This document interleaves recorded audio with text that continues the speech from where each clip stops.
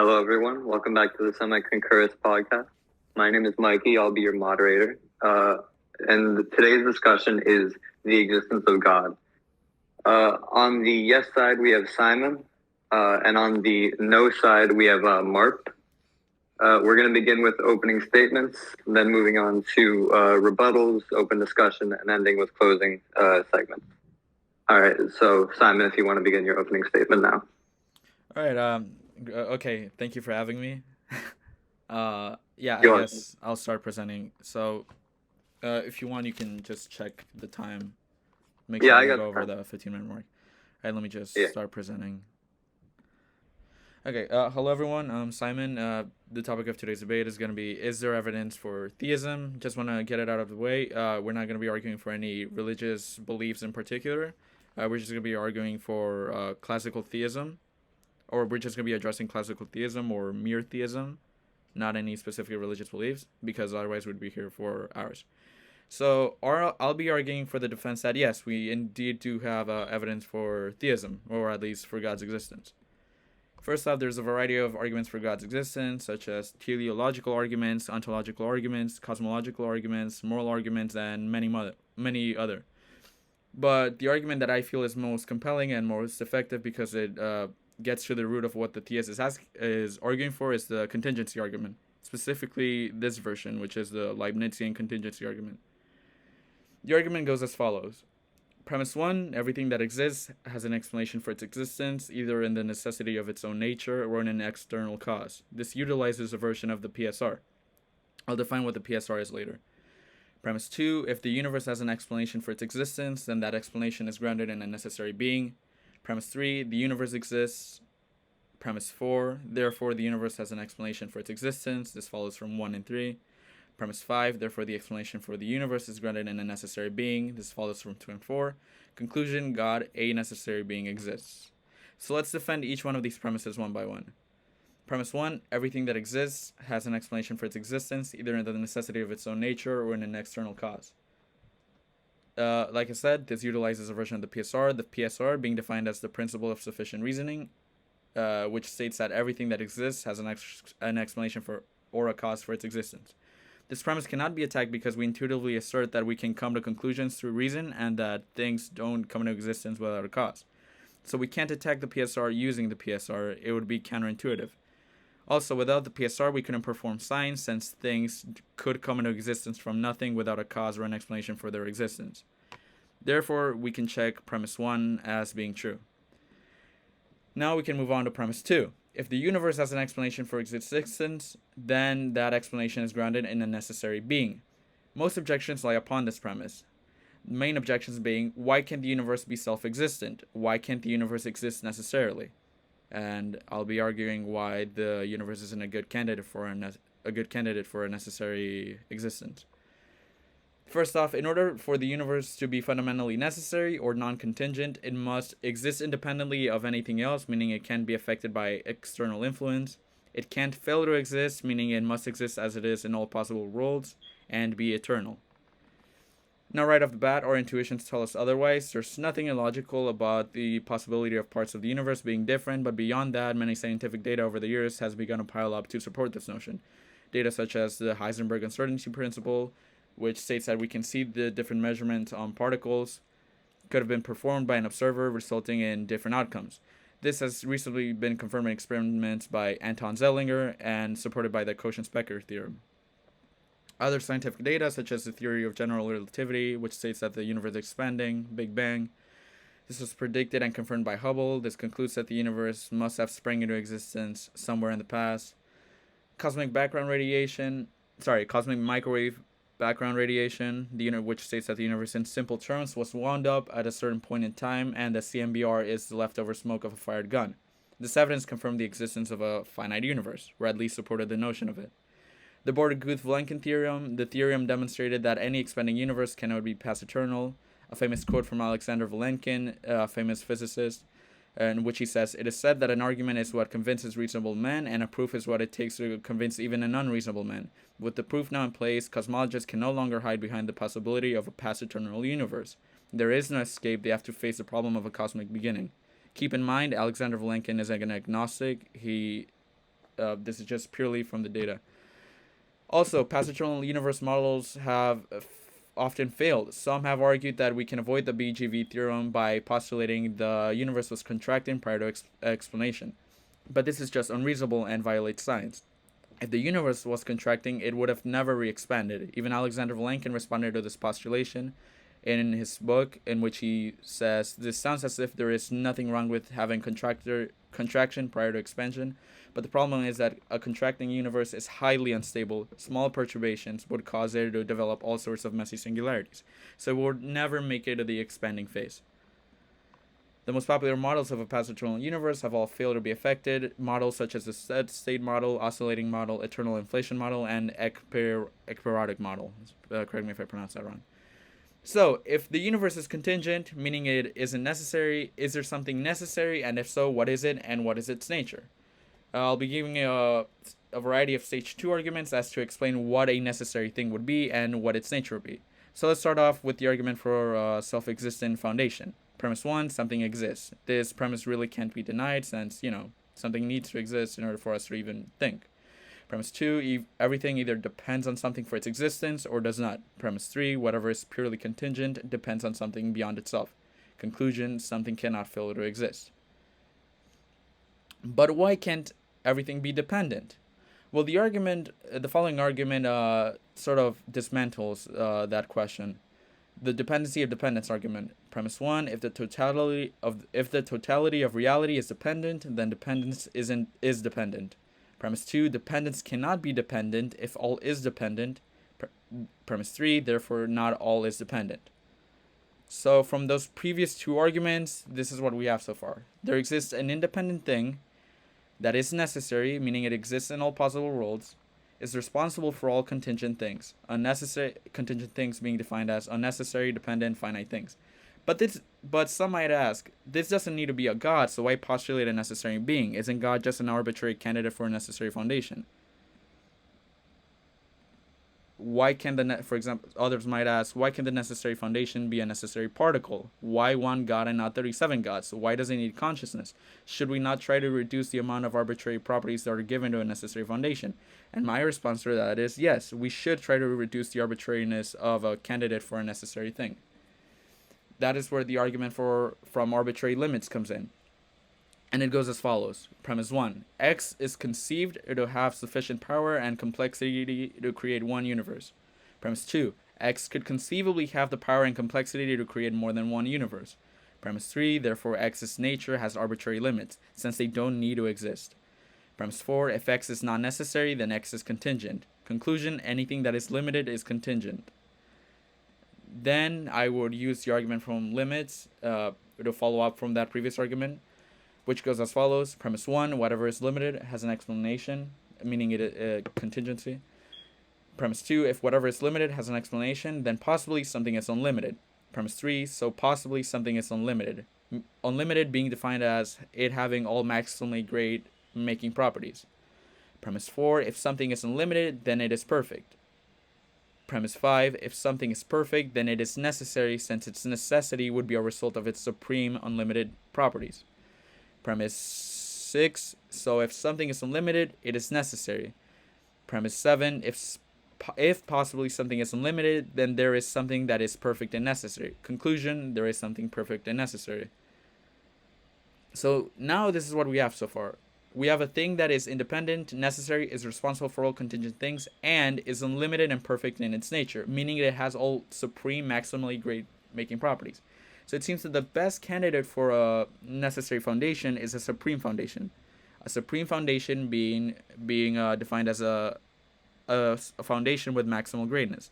The highest greatness includes maximal power, maximal goodness, necessary existence, maximal knowledge. But when we gather all these properties that make up a necessary foundation, they sound very similar to our classical notion of God. Further results. It seems that a supreme foundation is the simplest possible theory. It lowers unnecessary complexity and boundaries. It creates the least amount of unnecessary assumptions, making it parsimonious. It's simpler because supremacy better explains and predicts its own necessity, independence, and omnipotence. Number 2, it has the highest intrinsic probability, more probable than competing theories. Occam's razor states that the most simplest explanation, the most probable, plausible, and parsimonious, is the best one. And finally, it solves the problem of arbitrary limits. Supreme greatness doesn't have a specific arbitrary boundary for its existence. Therefore, we can check off premise 2 of the Leibnizian contingency argument as true, and then if we can check off premise 2, we can basically check off every other premise since they just follow logically. And that is basically it. That's my presentation. All right, great. So we can now move on to Mark's opening statement. So you can share your screen when you're ready. So yeah, since I'm refuting the arguments, I'm gonna leave everything for rebuttals, except for this. However convincing my opponent's arguments may seem today, or on however seemingly equal footing we both stand, it should be mentioned that the significant majority of Western philosophers are atheists and have not been convinced by this and other similar arguments for God. So, this argument, Leibnizian contingency necessary beings, this is a big part of what philosophers learn and what they have to think about in metaphysics. And, they haven't been convinced by it. So the leading thinkers on this topic don't think this is a good argument. I just wanted to mention that. Oh, okay. I guess we go into rebuttals now. Oh, we're going. Oh, okay, all right, cool. Oh, is that it? That was my full opening statement. Yeah, that was my opening That's statement. all right. Oh That's all my right, gosh. that's fine. Okay. Sure. All right, so we can move on to Simon's first rebuttal.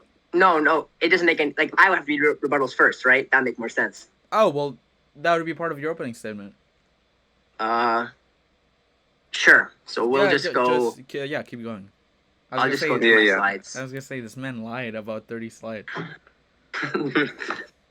So this is the argument, as I understand it. I think it's pretty close to what Simon put up. Everything that exists has an explanation for its existence, either a necessity of its own nature or an external cause. Can we agree on that, Simon? Yeah, correct. If the universe has an explanation of its existence, the explanation is God. The universe exists, blah, blah, blah. We agree on that. Wait, hold on. Let me pause you for a second. During the opening statement, it's not really back and forth, so you're just going to have to present. Although you are, yeah. I will grant you are accurately representing the argument. Yeah, I just want to make sure. Yeah, no, you're good. Okay. So premise 1 is what is known as a black swan fallacy. It is a universal claim founded on local observations, which means it's inductive. It posits as true anything that agrees with available observations. If so far we have not observed something which has no cause, there's no reason to assume that all things have causes. Our observable universe is roughly 90 billion years across, or the whole universe may be spatially infinite. So I don't have to provide evidence that there is a black swan, so to speak. Rather, the fallacy itself is not caused by the omission of known things, but rather for a claim that cannot be supported by the things we know. One way to amend this claim is to say that anything that exists may have an explanation because we are able to confirm that. Some might say that rejecting that all things that exist have an explanation is unscientific, but the black swan fallacy is one of the core tenets of science. It's falsifiability. Right, so Karl Popper said that we shouldn't just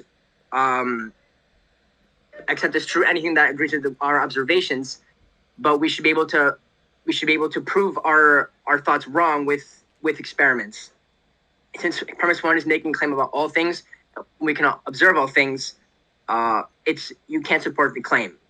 So, for example, if you were to live on an island and you experienced one ecology, one climate, one ecosystem, whatever, you couldn't make a claim about the entire planet. You couldn't say that all the rest of the planet is covered by islands with the exact same climate, whatever, because even though it agrees with your observations, you're not open to the idea that it might not be. And just to show you, many astronomers have a personal belief that the universe is spatially infinite, but certainly all accept that it is possible for it to be either negatively curved or flat. Using simple logic, we can deduce that if the observable universe is spatially finite, and the whole universe is infinite, then there's an infinite amount of universe which we simply can never observe. Okay, no, we're not doing that. Actually, we are. Okay. That was an attack of premise 1. This is another attack of premise 1. So this is This is a quote from Sean Michael Carroll, an American theoretical physicist and philosopher specialized in quantum mechanics, cosmology, and philosophy of science. He says, why should we expect that there are causes or explanations or a reason why in the universe in which we live? Because that physical world inside of which we're embedded has two important features. There are unbreakable patterns, laws of physics. Things don't just happen, they obey laws. And there's an hour of time stretching from the past to the future. The entropy was lower in the past and increases towards the future. Therefore, when you find some event or state of affairs be today, we can very often trace it back in time to one or a couple of possible predecessor events that we therefore call the cause of that, which leads to be according to the laws of physics. And crucially, both of these features of the universe that allow us to speak the language of causes and effects are completely absent when we talk about the universe as a whole. We don't think that our universe is part of a bigger ensemble that obeys laws. Even if it's part of the multiverse is not part of a bigger ensemble that obeys laws. Therefore, nothing gives us the right to demand some kind of external cause.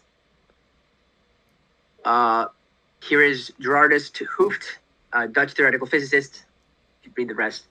Whenever we build models that explain the existence of nature of the event, it is of extreme importance to have such an ordering of events. It allows us to explain them sequentially. One event can be the cause of a subsequent event if its time variable is lower, or it could be the consequence of an event if its time coordinate is higher. It is difficult, probably impossible, to devise a model of our universe if no ordering is defined for the model to describe events. This, in fact, will bring us to provide a definition of time that is more primary, more basic than all other ingredients of our model, including the notion of space.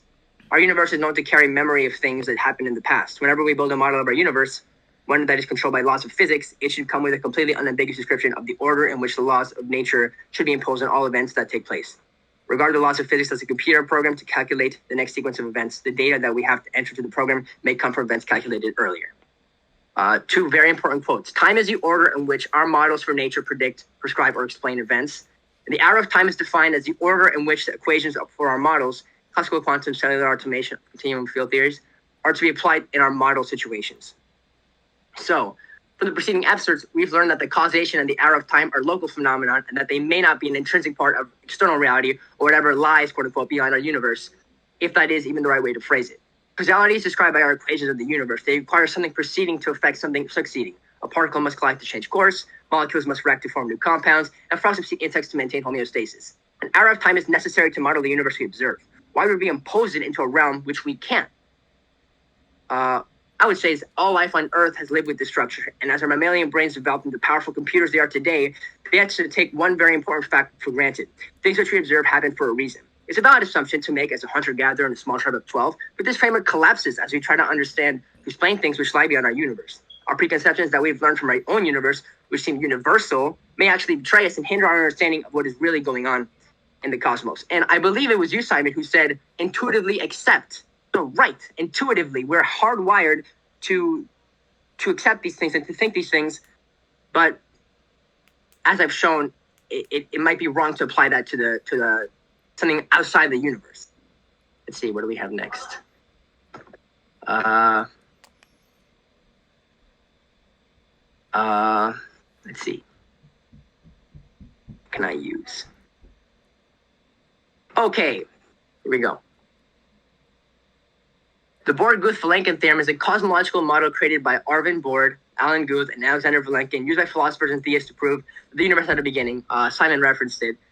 I will defer to these respected figures who are qualified to interpret this. So Sean Michael Carroll, again, I'd like to talk about the Born-Guth-Vilenkin theorem. The rough translation is that in some universes, not all, the space-time description that we have as a classical space-time breaks down at some point in the past. Dr. Craig says that the Born-Guth-Vilenkin theorem implies the universe had a beginning. That is false. That is not what it says. What it says is that our ability to describe the universe classically, that is to say, not including the effects of quantum mechanics, gives out.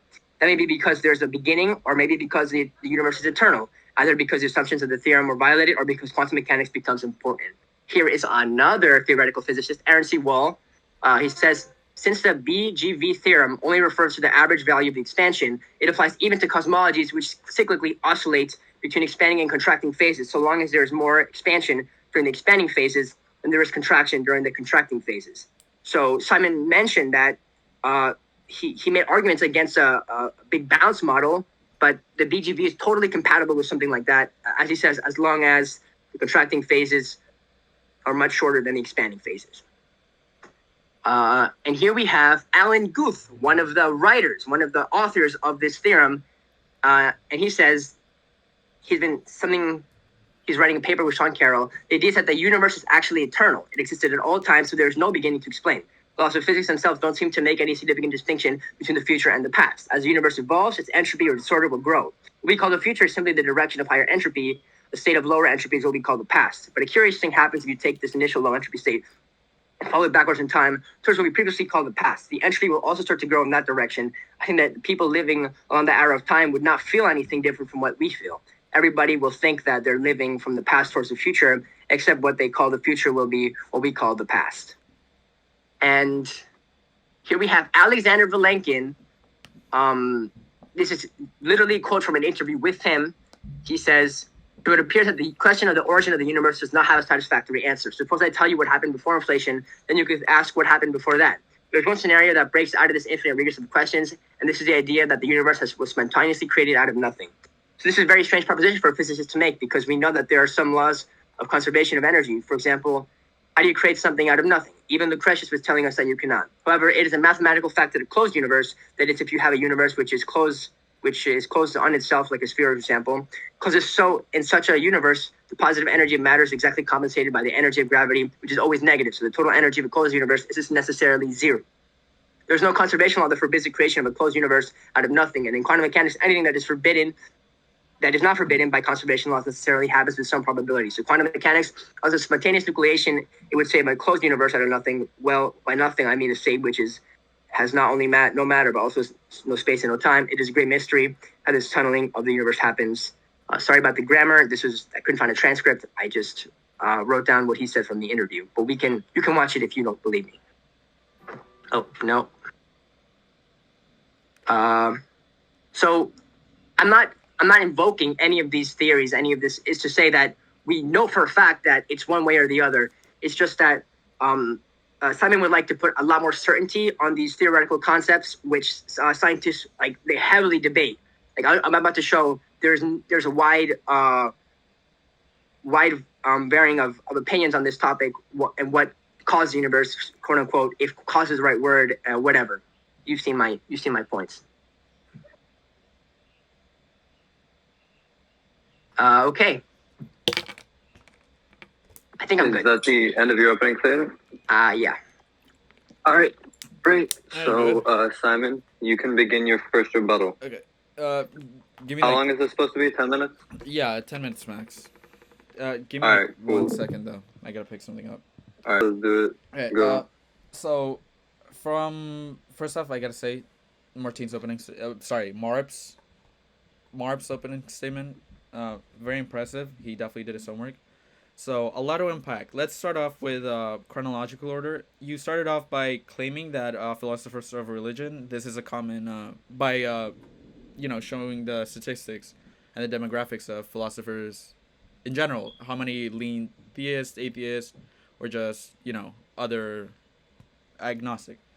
That is a common demographic that people use to just say that, philosophers don't really agree upon or are unconvinced upon this argument, but I think it's a little fallacious to use that specific demographic, and I'll tell you why. Not all philosophers.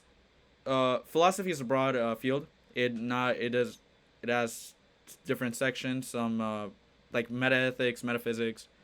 Not all philosophers study the same things, and a lot of studies, specifically one study by Helen de Cruz, which is titled.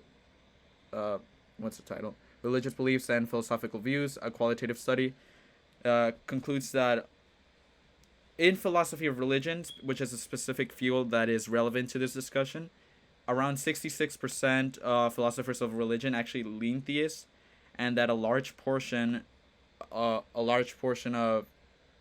atheists or agnostics that go into the field actually end up after a certain while not converting but becoming theists.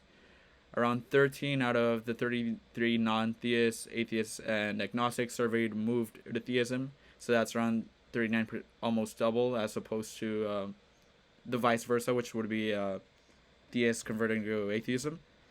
So, yeah, I just wanted to make that clear. Also, other social demographics go into play with this. Usually philosophers usually have very good demographics are shown that philosophers usually have really good quality of life and are have good quality when it comes to wealth and other external factors like that. Usually, people in those demographics lean to tend less religious. So yeah, I just wanted to point that out. Uh, as one of the main critiques regarding the argument was arguing against causation, but I feel like that's where the biggest misrepresentation of the argument is, or at least the lack of clarity regarding it. You brought up the Sean Carroll's quotes regarding William Lane Craig. I think that's from their debate, although I could be wrong. Uh, Craig usually uses a version of the cosmological argument, which is the Kalam cosmological argument, which argues from causality. That's why I prefer using the contingency argument, which argues from contingency. They might seem similar, but they're not. I'd say they're completely different things. My problem with the Kalam cosmological argument and arguing from causality is that it's hard to divorce causality from temporal events. So if we say that there was a first cause that started the universe, it's sort of a paradoxical or even fallacious to a certain extent, because causality can't really be properly divorced when it comes to metaphysics from just finitude or a temporal or temporalism. So that's why arguing from contingency, existence or necessary existence or unnecessary existence is better when it comes to arguing for theism. You brought up used a lot of quotes from Sean Carroll, and usually most of Sean Carroll's work regarding philosophy I don't usually agree with, but I'd say if anything his recent work on quantum mechanics actually supports the notion of the universe at least being emergent. For example, in one of his papers, he concludes that space-time... he doesn't conclude, but he offers a proposition, and it's usually very accepted, that space-time isn't fundamental, that it is emergent from underlying information within quantum mechanics. If anyone's interested, they can go watch episode of Closer to Truth with physicist Follini Marcopoulou, in which he talks about space-time being non-fundamental and also being emergent from underlying information in quantum mechanics. So it seems that in recent times, within the field of quantum mechanics, we've found out that the most fundamental foundations of reality seem to be just boiled down to fundamental information. In the past we used to posit particles as necessary. Turns out that particles are composed of quantum fields. Quantum fields then were posited as fundamental, but it turns out that quantum fields were produced by just these bleeps and bloops, so just literally quantum fluctuations. And it seems that now these quantum fluctuations are being recognized as underlying information. That's how the majority of physicists regarded them. And other findings other data such as the holographic principle, which states that reality is better explained through a holographic model of the universe. Correct me if I'm wrong, but I think Sean Carroll also accepts that view. I feel like those things would also findings such as that would also support just arguing from contingency in general. But I'd like to go back to the argument. Arguing from contingency is arguing from failure of existence or necessity of existence. So it's not really arguing from causality. You brought up that arguing from causality could be a black swan fallacy because we can't associate something that we only observe within our section of the universe and apply it to a metaphysical totality of reality, in which I kind of understand, but since I'm not arguing from causality, I'm not really bothered by that, or I wouldn't really say it makes a dent in my argument.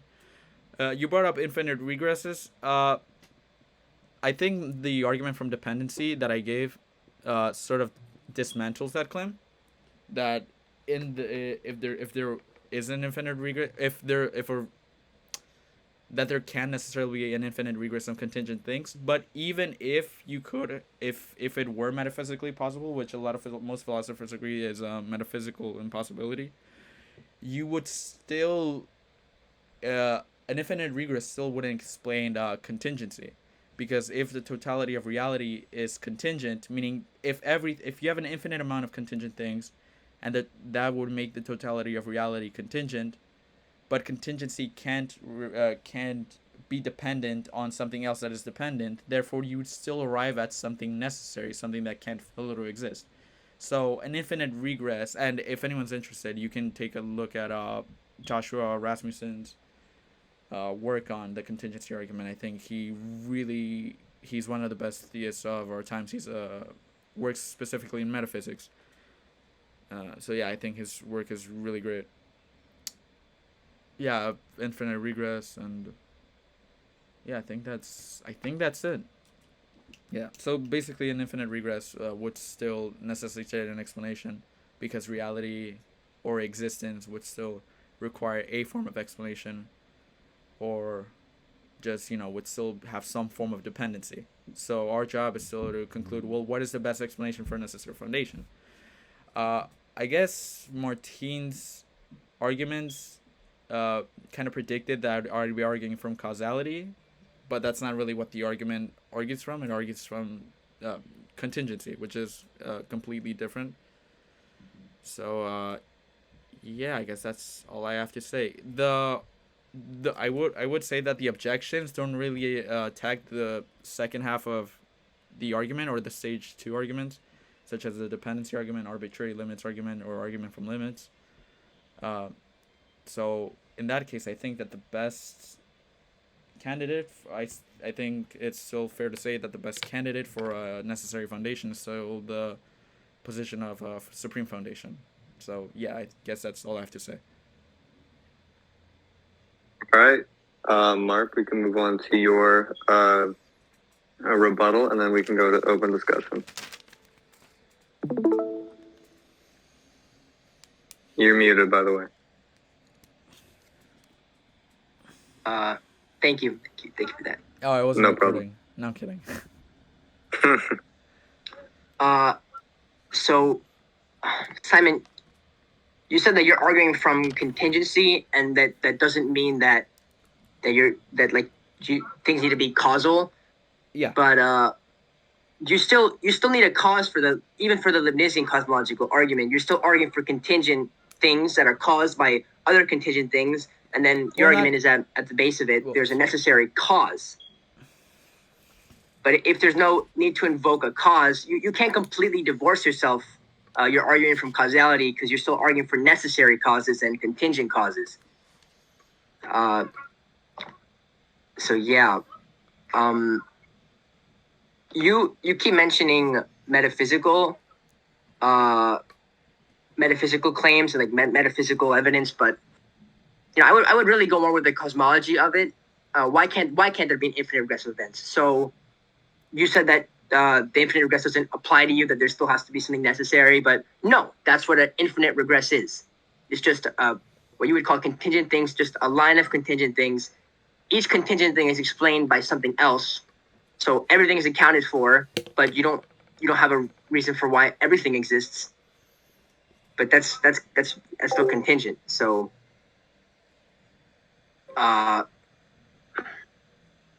so I have so the universe is uncaused, or the universe can be infinite. That's scientists don't agree. Cosmologists don't agree. There are many models. You said it doesn't matter. I don't understand that. Of course it matters. I'll end it right here so we can go to open discussion. I don't get it. Okay, we can end here. We can go to open discussion. So, Simon, if you want, we could just pick it up responding to what he said, because Martine said that your claim of it not mattering was not accurate. So you can just respond to that. Oh, we can start with that. Okay. All right, I guess we can jump into open discussion then. Yeah. All right. I'd like, if I don't remember me saying exactly in those words that it didn't matter, but if I did, I'd like to correct myself. I'm not saying that it doesn't matter. I'm saying it's not necessarily inherently relevant, because this is a philosophical argument, and dependency, contingency are things that we can observe in nature. We use modal logic to argue if things could have failed to exist, or if things need to exist necessarily.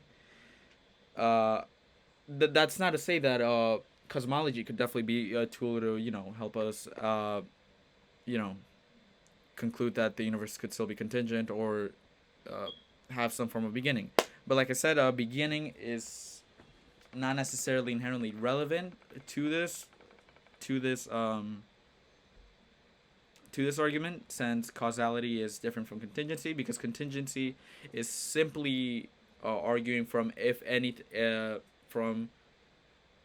necessity of existence. So, for example, the universe could be past eternal, but it doesn't need to exist. It could fail to exist. You could have an infinite regress of events. But the reason I don't accept the majority of philosophers don't accept the infinite regress of events is because contingency is anything that is dependent on anything else, or it's just anything that could have failed to exist. So if you have an event that is explained by a previous event, or a contingent thing that is explained by another contingent thing, and then you just have that on for like an infinite amount of sets, then nothing exists with an explanation. Yet we conclude that things do indeed have an explanation for their existence. Therefore, they're right. So you're mentioning causation in your argument. Of course, you have to mention causation. No, I'm but I just said explanation, not causation. 1 second, I'll be back. You can continue. It's open discussion. You can continue. So what's the distinction between explanation and cause? Explanation is just simply what in reality is responsible for that thing existing. It doesn't really invoke just a temporal state.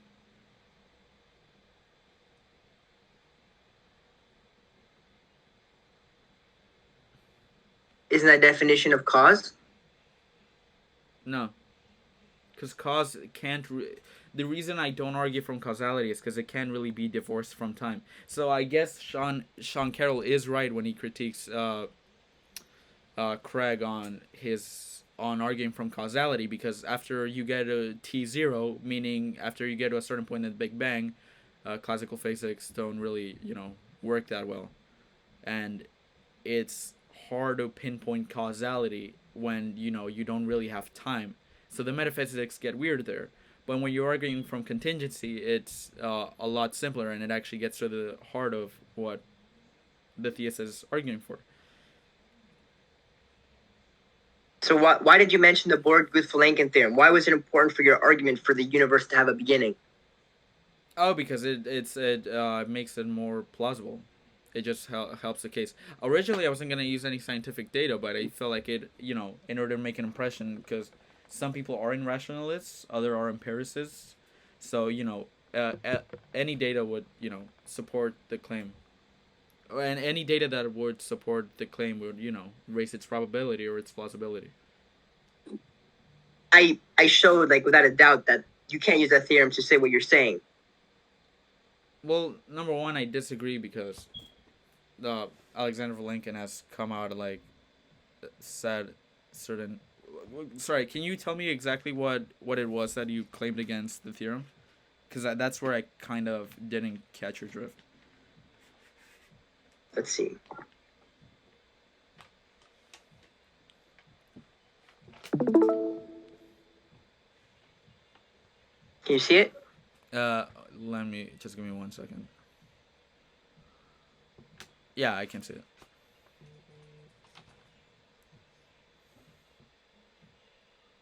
So you claim that the universe Theist used this theorem to claim that the universe had a beginning. But even if the universe did have a beginning, I showed, there's so many scientists, even authors of the paper, who said that it's entirely possible that the universe emerged from nothing, or that the universe is just eternal. Well, by the way, are you using Lawrence Krauss for anything? Because Lawrence Krauss is the only physicist that I know that actually argues that something can come from nothing. And usually that's kind of a misrepresentation of what quantum mechanics is arguing for. We're not saying that literally the universe... I've seen that video by Inspired Philosophy. I'm not talking about that. What? No, I'm not talking about that either. We can talk about this. 3 examples of cosmological models with infinite time or no beginning. Okay. This is the Hartle-Hawking model. It's a very famous model mentioned in the debate with Sean Carroll and William Shane Craig. The no-boundary proposal, which Hawking and his frequent collaborator James Hartle fully formulated in a 1993 paper, envisions the cosmos having the shape of a shuttlecock. Just as the shuttlecock has a diameter of 0 at its bottommost point, it gradually widens on the way up. The universe, according to the no-boundary proposal, smoothly expanded from a point of 0 size. Hartle and Hawking have derived a formula describing the whole shuttlecock, the so-called wave function of the universe, that encompasses the entire past, present, and future at once, making moot all the contemplation of his creation, a creator, or any transition from a time before. So there are, given outside of whoever that guy Krauss is, scientists aren't afraid to create models like this. If it works mathematically, and if it works like logically, if you can construct it, it predicts aspects of our universe, it predicts phenomena we observe, it predicts laws of physics, then it's fine, right? Yeah, sure. Okay, I don't really see the. Okay. So you felt that using the Guth-Vilenkin theorem would strengthen your argument. What do you have to say after I showed that it doesn't? The universe does not necessarily have to have had a beginning. No, but it's still, it's more predictable and it's more probable under a universe with a beginning or under a contingent universe than as opposed to a universe that isn't. It still supports some form of data because it states that you can't have not that you can't have a past eternal universe, but the universe as we know it can't necessarily be past eternal. At least the way what we recognize as the universe can't necessarily be past eternal. Obviously, other models are the one you just mentioned, kind of, find a loophole in that. So you said the universe is contingent and has an explanation for something else. In the Hartle-Hawking model, the universe comes into existence without a cause. That was the model. That was one of the points of the model, to show that the universe mathematically doesn't have to have a cause. So by this, and I'm not saying it has going to have by a this cause. model, I'm saying that there's something responsible for its existence. That's not invoking causality. That's invoking contingency. Or at least from that, how do we get to, well, does this thing need to exist, or does it exist in all possible worlds? That'd be invoking things like modal logic. So how in this model, for example, the Hartle-Hawking model, how did this what is this universe contingent on? Did you well you kind of, the only thing I didn't get from your presentation of it was what's responsible, like, because you kind of literally admitted that there's no causation, but you didn't really give me much to work with. I didn't understand like what it's emergent from.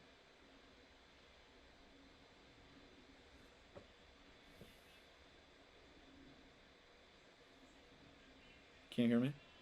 Mm-hmm. Okay. Yeah, so yeah, the universe might not have had a beginning, but it could still be contingent, meaning that it could fail to exist. The main arguments that I give, as a matter of fact, is just that in order for something to be fundamentally necessary, meaning it exists in all possible worlds, it exists independently of anything else, it is responsible for all contingent things, it seems that the universe doesn't really fit that category, because intuitively, and the argument from limits and the argument from arbitrary limits kind of helps out with that notion.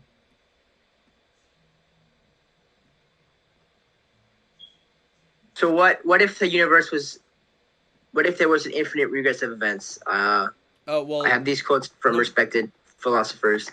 Okay. Respected scientists. Okay. Is there anything you want to show? No, yeah. Why? Number why one, can't there be? The majority of philosophers, when it comes to causality, I think they do accept it when it comes to causality. No. I don't know. There's a lot of debate. Wait, hold on. Let me check. No, not even. Yeah, the infinite regress is not only, if it were possible, it's extremely unparsimonious. Parsimony meaning that the best explanation is that which makes the least amount of assumptions. If you have an infinite amount of past eternal events, you're having an infinite amount of unnecessary assumptions, when the simplest explanation would be the most probable one, or the best explanation would be that which makes the least amount of unnecessary assumptions. Not only that, an infinite regress, when it comes to causality and contingency, usually gets messy, because if you have an event explained by a previous event, it's a lot of times people use the analogy of an infinite chain of dominoes. So if you have an infinite chain of dominoes that has no beginning or no end, how would it get? But yet, okay, if I have a chain of dominoes and the part of it in which I am in, the part of that I'm looking at has been knocked over, I can't. If that chain of dominoes didn't have a beginning or an end, it couldn't have never gotten. It could have. The dominoes could have never gotten knocked down and gotten to where they are now. It's like you can't have an infinite amount of yesterdays, for example, in order to have gotten here now. If that makes any sense. But when it comes to contingency, even if you could have, even if an infinite regress was metaphysically possible, you would still have an explanation for the infinite regress. If because the implication of an infinite regress of everything, of all contingent things, being a part of an infinite regress, that would imply that the totality of reality was contingent. And if the totality of reality is contingent, it means it doesn't need to exist or it's dependent. Now, dependency cannot be dependent because it couldn't exist. Therefore, there needs to be something independent, something that can't fail to exist. So not only can you not have an infinite regress of contingent things, even if it were possible, you still have to explain, is there what explains it all, or what's necessary. I still think that the argument for supreme foundation is still the best theory, or the best explanation.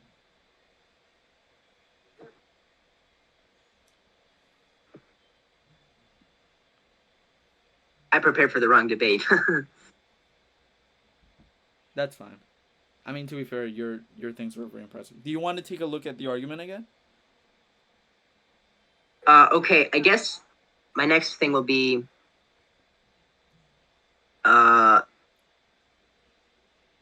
you mentioned the word great. Yeah, I did. Can I why did you mention the word great? What does that actually mean? Oh yeah, let me just go back to my slides. Is it fine if I don't have to go through the whole process of sharing my screen again? Or would you... Sure. Okay. Okay. So in the part of my argument in which I mention greatness, that's after the argument from limits. Just for convenience, I'll mention the. You know what? I think I'll just hold on. I think I'm just gonna share my screen. Give me a sec. Share my screen. Is there evidence for okay? Okay, there we go. Can you see it? Yeah. So I only mention greatness after we get to the argument from limits, which I'll just present it again just for convenience. Premise 1, whatever is limited has an explanation, is contingent. If whatever is limited has an explanation, then possibly something is unlimited. So possibly something is unlimited, meaning it has all maximally grade making properties. I guess if it has all grade maximally making properties, if something is unlimited, then it is perfect. If something is perfect, then it is necessary, since its necessity would be a result of its supreme unlimited properties. So if something is unlimited, it is necessary. If possibly something is unlimited, then there is something that is perfect and necessary. Conclusion, there is something perfect and necessary.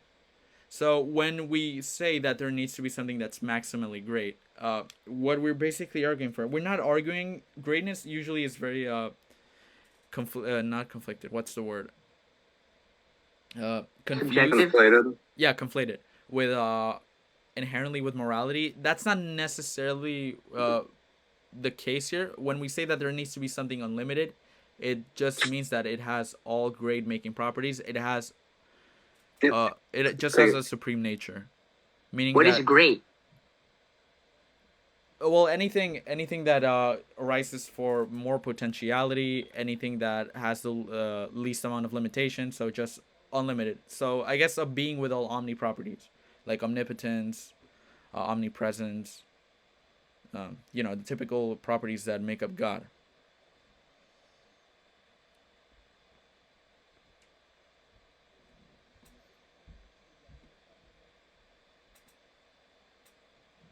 So it starts by saying, if whatever is limited has an explanation, then possibly something is unlimited. And it says possibly something is unlimited, but then it stops using the word possibly. So if it is possible for something to be If it is possible for something to be unlimited, what guarantees that something which is unlimited exists? Because limited things are contingent. Then in order for there to be unnecessary things, there needs to be something necessary to be responsible for it.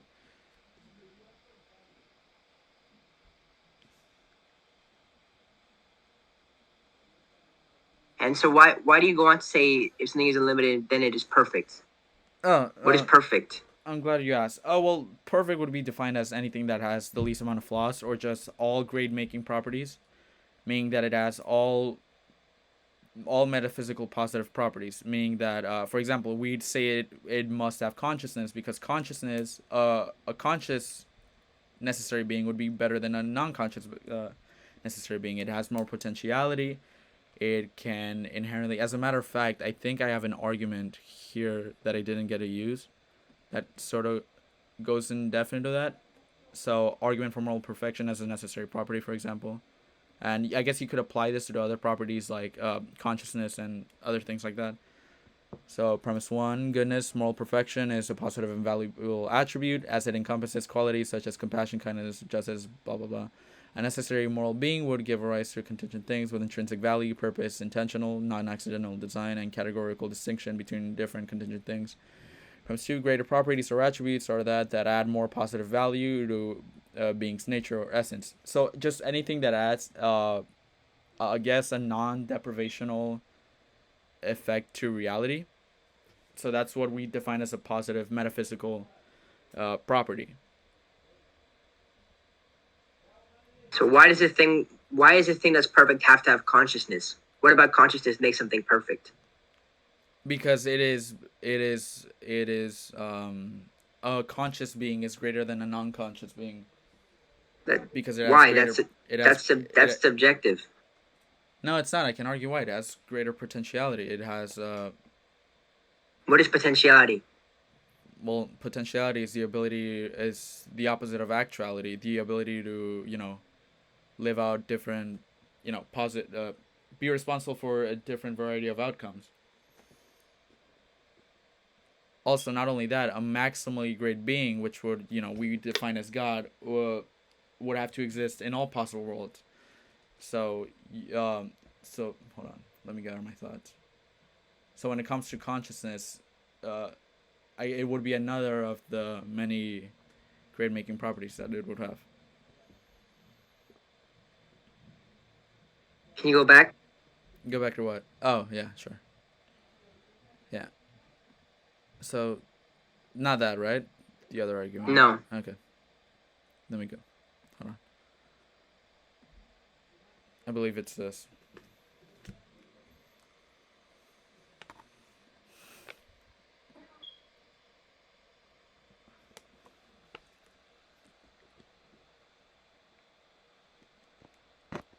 So why does the necessary cause have to have all properties? Well, all maximally great properties. Because it is unlimited.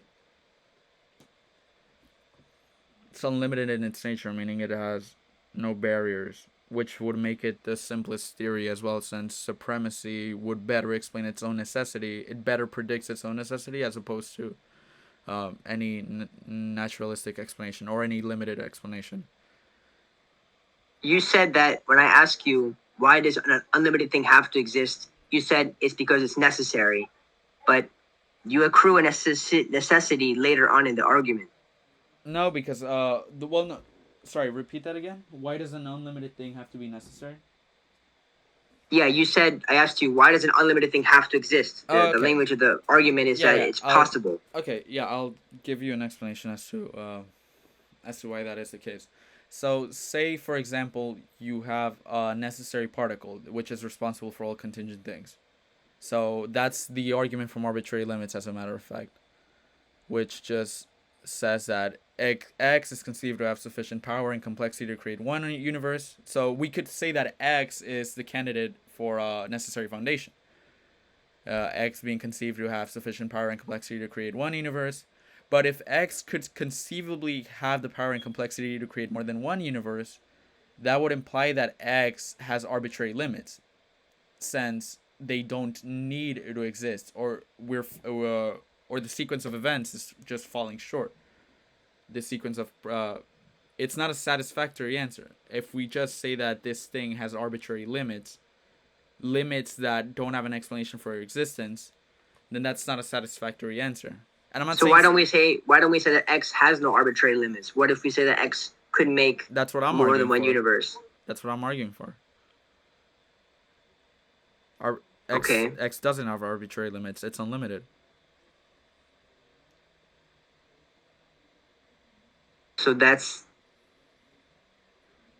your definition of unlimited, that it's able to create more than one universe. No. It's not only that, because if say I went from, well, X can create one universe to, well, we can conceive that X can create 3 universes. Well, why stop at 3? Why not stop at 37? Well, why stop at 37? Why not 10 to the power of 20? So X can create an infinite number of... That's what unlimited means. X can create an infinite number of universes. No. X isn't limited. X's necessary properties don't have a limitation, meaning that it would have omnipotence. So I wouldn't say it create an infinite amount of universes, because that's but you don't get that from your argument. You say, so X can make one universe. Why can't X make more universes? Therefore, X has arbitrary limits, so X can make an infinite number of universes. That's what all you can get from this argument. No, I never say. I never claim that it would be able to make an infinite amount of universes. What I'm saying is that if we conclude that if we keep drawing the line at a certain point, well, it has this certain amount of power, or it has this certain amount of power, then we're drawing arbitrary limits. Then the best explanation for a necessary foundation would be something that has the least amount of limits. The least amount of limits would be something unlimited. But why would we assume that it has unlimited amounts of power for anything other than what we need X for? We only need X to create the universe. We don't need X to do anything else. Because limited things would still have limited things would still be contingent, since they could be conceived to not exist. Something that is non-contingent, something that is fundamentally necessary, needs to exist in all possible worlds. Yeah, so X, the thing that creates infinite number of universes, exists in one world. Sure. Yeah, and the best candidate for that would be an unlimited thing. Unlimited as in it can create an infinite number of universes. No, I'm pretty sure that's a metaphysical absurdity. That's like me saying that God can create a rock that is heavier than, he can carry. That's just kind of gibberish. So, you mentioned the ability to create universes. So, okay, first off, like infinite amount of universes, that's more of an extrinsic, I guess, property. No, not extrinsic, but that's non-fundamental. The argument from arbitrary limits kind of addresses the fundamental and intrinsic nature of the thing itself. So we would conclude that it would have omnipotence. It's all powerful. That's just all you would derive. Its property, its inherent fundamental properties. It doesn't need to create anything. It just has the ability. Hold on. It just has the ability to be responsible for, all contingent things, omnipotence, omniscience, all these things. So where in the argument do you extrapolate the fact that it has power to do all things instead of just create universes? Well, omnipotence isn't really defined. That's one problem. This kind of ties with the omnipotence paradox, which is basically the idea of, I just mentioned it. Can God create a rock that is so heavy that he can carry? If he can, then he's not all powerful. If he can, then he's not all powerful. It kind of goes back to it being gibberish, but that's sort of besides the point. We define as omnipotence as God being able to do anything that is logically possible. So God can't make a contradiction. God can't make a square circle. God can't create a married bachelor. God can create anything that is logically conceivable. So an infinite amount of universes means that, I don't know, that feels odd. I don't know. No, but you understand that in your argument, the only thing you mention X having is the capacity to create one universe or many universes. That's what you're talking about when you're talking about an arbitrary limit. So Well, no, the it could have arbitrary limit. arbitrary limits to its power. It could have arbitrary limits to its, maybe consciousness. It could have arbitrary limits to its. But we don't need X potentiality. to have consciousness. It's like Occam's razor. Why do we give X all these extra things when all it has to do is Occam's create a razor- universe or Occam's create razor- infinite universes? Occam's razor kind of benefits my point. That's when I arrive at the further results. But that's irrelevant. The reason I would need consciousness is because a conscious being gives better, I guess, metaphysical value to contingent things, as opposed to it has more potentiality than a non-conscious necessary thing. A maximally great being would have all maximally great properties. A consciousness would be one of those things. Because First of all, consciousness you derive that in the next argument, not in this one. And second, well, that's irrelevant because that's. I think you'd say that I would say that conscious beings are better than non-conscious things because I'm a conscient being. I'm a conscious being. No, well, we could argue from potentiality. We could argue from design. We could argue from value. We could argue from that it would provide for design. It would provide an explanation for all these different things. I mean, I feel like consciousness would still better explain contingent things, since you have to kind of explain how you go from how a necessary being goes from a static state, a non-conscious being goes from a static state to a state of creation. Consciousness would also solve that problem. No, the thing about the necessary being or necessary thing is that it's the first cause. Not that it waited a long time. It just simply is the first cause. And it just exists necessarily. Again, I'm not arguing from causality. Also, Mikey, if you want to, you're free to chime in. Although, I don't. Is he here? Is he? He's taking shit. Well, I'm here. I'm just muted. I didn't want to interrupt anyone. All right, thank you. I understand that I'm free to chime in. It's just you guys. I've done more research on like political issues and stuff like that. So my like technical research on like God and stuff is kind of light. So yeah. Yeah, I prepared a bunch of scientific arguments. That's really all I know. I've never seen these arguments before. I really try to look at all the places where Simon could get his stuff from. I found a few of those places. I was actually quite pleased that I found exactly what he, like, word for word, slide for slide. It's exactly what was in the Inspiring Philosophy video about it. It could be more obvious. But the rest of the stuff I've never seen before. Yeah. I mean, if you want to, you can take a look at Joshua Rasmussen's works. I think he's really one of... his work on metaphysics is really great. He goes more in depth on, like, infinite regresses, what it means for something to be greater when it comes to a supreme foundation. That's where I get most of the arguments for arbitrary limits and the argument from limits. Yeah. But Simon, the Crusades happened. How could God be? I'm joking. Oh my gosh, you're right. Continue. You're so right. You just dismantled my entire argument. Honestly. You can continue. Okay. I don't remember. No, it's what you said, Simon. It's the difference between a rationalist and an empiricist. Yeah. I mean, you keep mentioning metaphysics, but I don't think metaphysics is worth much because at the end, science will still, like, doesn't matter what metaphysics say about regress. Would you consider yourself an empiricist? Yeah. I mean, I don't know. I don't find that as a satisfactory view because I think that science is dependent on the inherent rational intuition that we have. We need to be able to trust our intuitions about, the external world. Before we start to do science, we need to develop an epistemology. We need to develop, all these sort of things before we start doing science. For example, I can't use the scientific method or to prove the scientific method. My intuition just tells me that it is effective and trustworthy, therefore I'm going to use it. As a matter of fact, I barely prepared for objections because I kind of have all these things memorized. But I had an argument. Can you see my screen? Yeah. An argument for rationalism.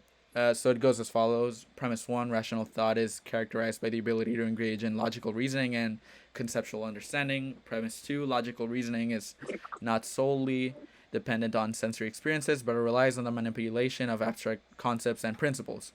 Premise 3, concepts and principles used in logical reasoning are not reducible to empirical observations alone. Premise 4, humans are capable of engaging in rational thought. Premise 5, humans are capable of engaging in rational thought. They must possess the necessary cognitive faculties to comprehend abstract concepts and principles. Premise 6, the ability to comprehend abstract concepts and principles implies the existence of an inherent knowledge beyond empirical experiences. Conclusion, therefore, rationalism is supported as humans possess inherent knowledge that is not solely derived from sensory experiences.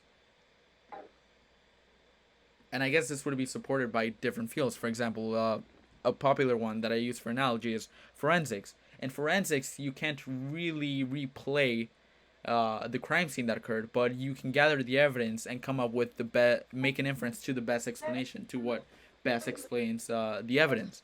In this case, when it comes to theism, a common objection is that theists are basically, and this is more of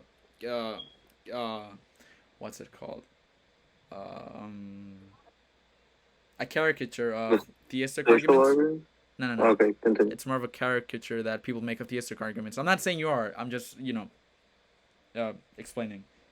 And that's usually that people get accused of using the God of the Gaps fallacy, which is basically saying that, oh, well, theists don't know this certain thing, therefore they're going to posit God as the explanation. But the thing is, when it comes to philosophical arguments, we're not arguing from what we can't see. We're arguing from what we can see and coming to the best explanation. So when it comes to arguments for God's existence, we're arguing from dependency, limits, contingency, fine-tuning, all these sort of things. And before we start doing science, we have to use our rational intuitions to ask, well, what does it mean to observe? What does it mean to have a theory? What does it mean to use epistemology? Why are these things relevant? Why are they important? Why are they effective? All these sort of things. Empiricism presupposes rationalism, which is why I'm a rationalist instead of an empiricist. Well, in my view, if everyone was a rationalist and they didn't look for sensory things, they didn't look for sensory experience to explain the world, we like, for example, we wouldn't have quantum mechanics at all. Quantum mechanics is very dependent on us observing the world. So if we had our logical premises like you do, and if all we did was we debated these things with logical sequences, we would be missing a lot of what our universe is actually about. And I agree. A lot of the time, rationalists take a lot of things from empiricism. So now a lot of philosophers change their. A lot of philosophy has been affected by quantum mechanics and, for example, determinism and indeterminism. Yeah, no, I agree. I'd say empiricism is still founded upon rationalism. I'm not saying that empiricism would then be useless. We could observing the world around us still gets us to better explanations. What we're saying is that for example, in the future we can, perhaps find out that certain things like fine-tuning or we could have a clear understanding of the universe not having a beginning, like a much clearer than we have now. I guess that would not demolish, but get rid of arguments from causality. It wouldn't really get rid of arguments from contingency. It would get rid of these sort of things. So in the future that could happen, but what we are doing is that as of now, what we have so far, what we're doing is that we're trying to come up with the best explanation for the evidence we have. So for, fine-tuning, contingency, all these sort of things. You want to chime in yet, Mikey? 1 second. Can you hear me? Yeah? Yeah, so we started open discussion at around 7:10, so I believe 7:10, 7:13. It's been around 40 minutes. I don't know what time you wanted me to stop you at. Do you want to... Oh, well, we were supposed to do a Q&A, but there's not many people. Mikey, are you down to ask anything? Anything about, the arguments here? Yeah, sure. Oh my gosh, she didn't listen. Okay,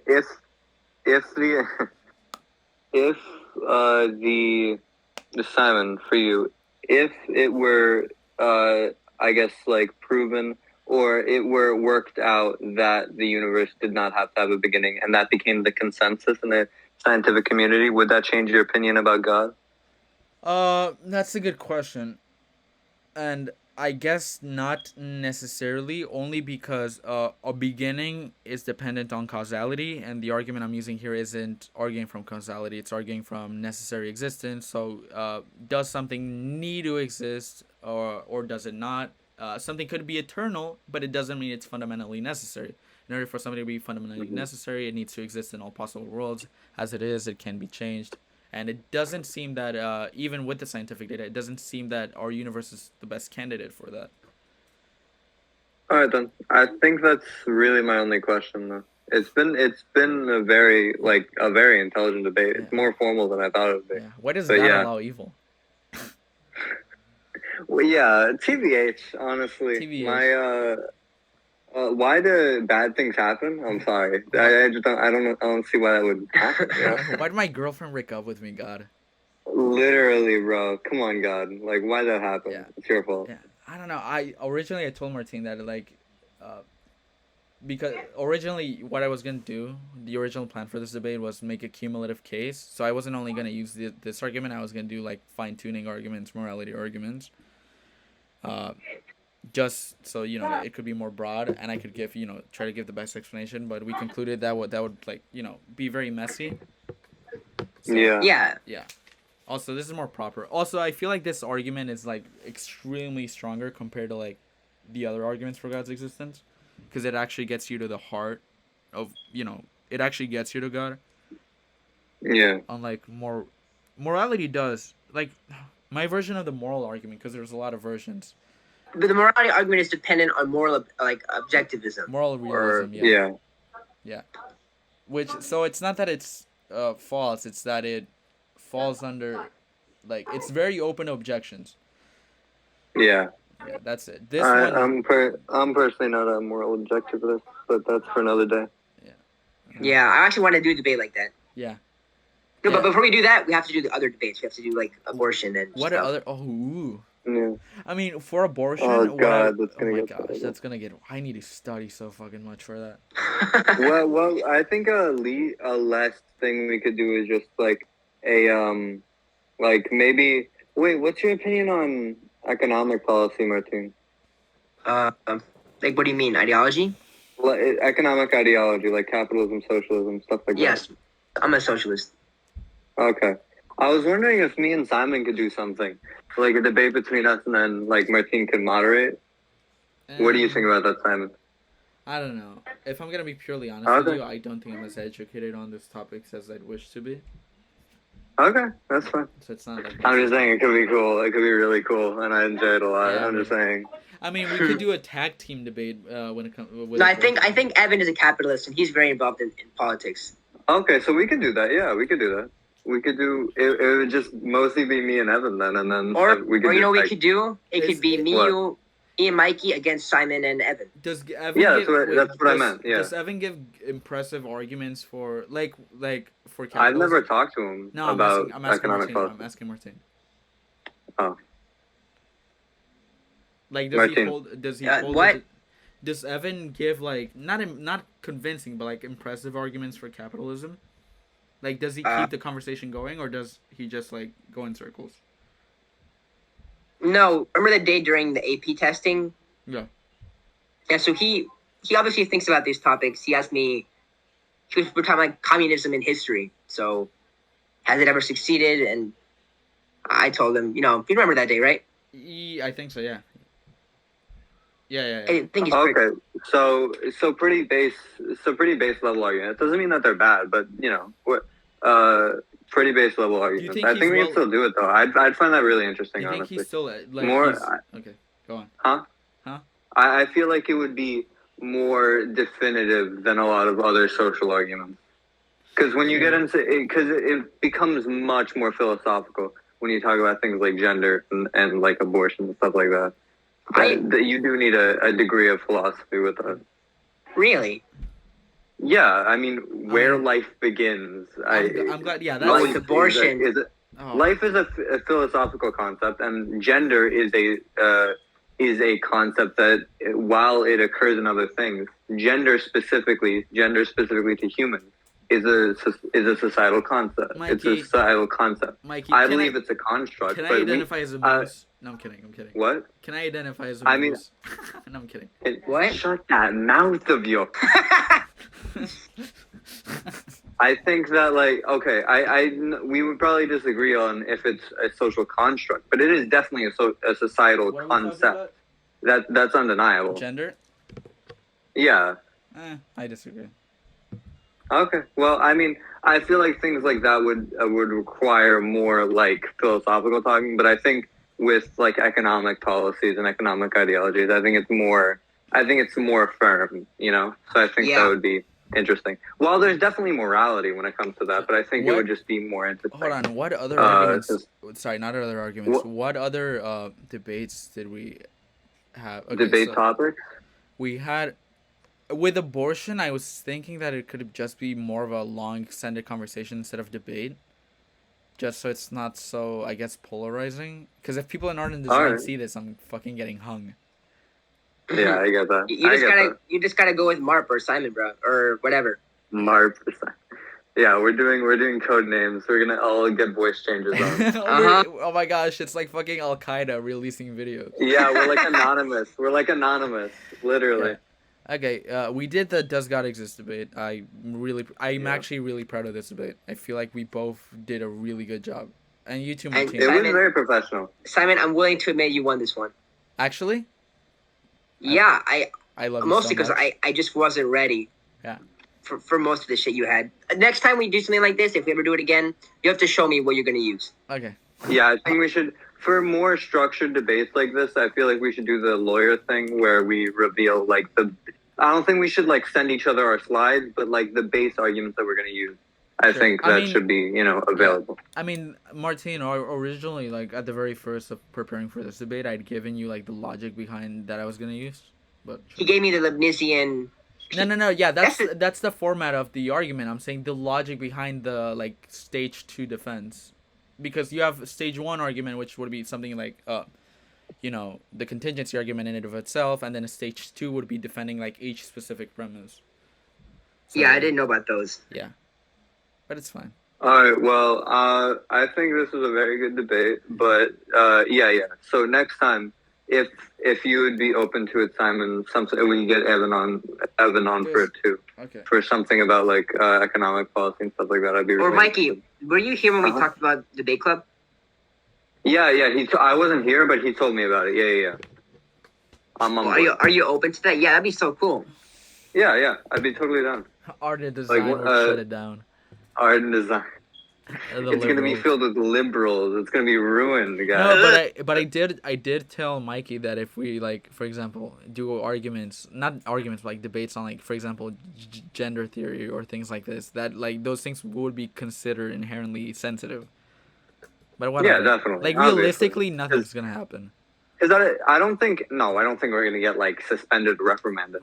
I just think How that dare you obviously, use your free in terms of speech? other students, that you're kind of questioning their identity and their personhood. So, Well, that yeah, of course, it's gonna be sensitive. that would be Yeah. that would be like a repercussion of like whatever conclusion we'd arrive at or whatever stance I'm giving. But yeah, sure, I understand 100%. It's like a sensitive issue. But yeah, so let me know when you guys want to do the next one. Okay. I think we're good for now, right? Yeah, Mikey. So Uh-huh. are you like in theist now, or like what's going on? I don't think I've converted, but I think that I've come to more of a reasoned stance where I think it is possible for God to exist. I think it's possible. I think that me personally, Just tell I me you're don't- agnostic. to say that I believe in any God or a God, I think that would be, I just wouldn't be telling the truth as of now. I don't know like the exact like line or the exact argument as to why, but right now that's where I'm at. But you presented some very good arguments. Thank you.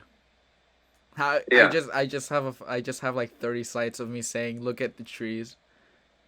They're so Look at the beautiful. trees; they're so pretty. If Come on, guys. if we evolved from monkeys, why are there still monkeys?